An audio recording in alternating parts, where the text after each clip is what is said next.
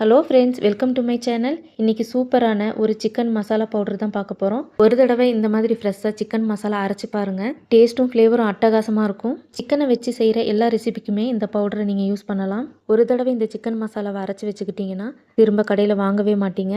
இந்த சிக்கன் மசாலாவை எப்படி செய்கிறதுன்னு பார்க்கலாமா? வாங்க.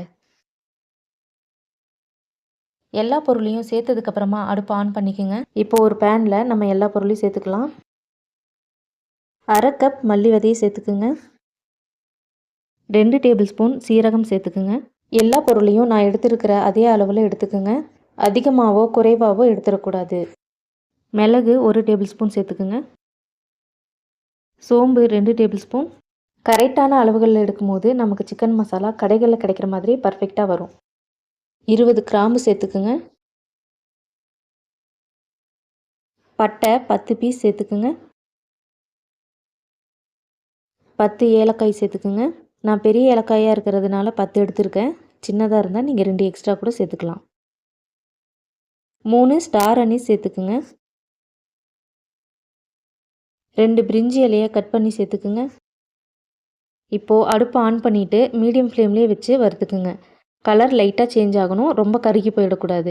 இந்த சிக்கன் மசாலாவுக்கு நம்ம எடுக்கிற பொருளோட அளவும் வறுக்கிற விதத்துலேயும் தான் இருக்குது. அதோட கலர், ஃப்ளேவர், டேஸ்ட் எல்லாமே.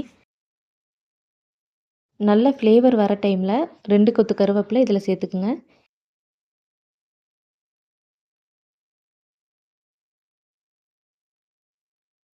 கருவேப்பிலையில் இருக்க அந்த ஈரத்தன்மையெல்லாம் போயிட்டு நம்ம கையில் எடுத்து உடைக்கும் போது உடையணும். அந்த அளவுக்கு வறுத்துக்குங்க. அடுப்பை மீடியம் ஃப்ளேம்லேயே வச்சுக்குங்க.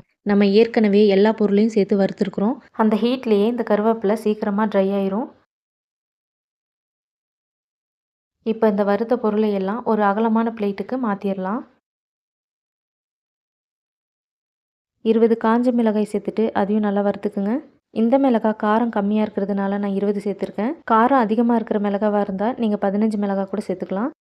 மிளகாய் நல்லா வறுத்ததுக்கப்புறமா அதே பிளேட்லேயே சேர்த்து நல்லா ஆற வச்சுருங்க. நல்லா ஆற வச்சு தான் நம்ம அரைக்கணும், இல்லைனா எல்லா மசாலாவும் போய் அந்த மிக்ஸி ஜார்லேயே ஒட்டிக்கும்.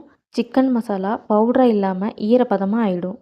இது நல்லா ஆறுனதுக்கப்புறமா மிக்ஸி ஜாரில் சேர்த்துக்குங்க.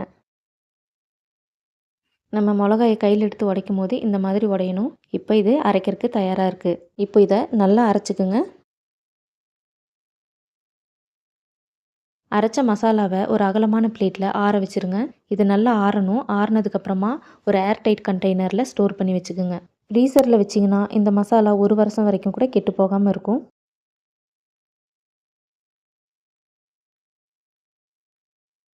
கமகமன்னு வாசனையோட சிக்கன் மசாலா தயாராகிருச்சு. கடைகளில் கிடைக்கிற மாதிரியே சிக்கன் மசாலா இனி நீங்களும் வீட்டில் செய்யலாம்.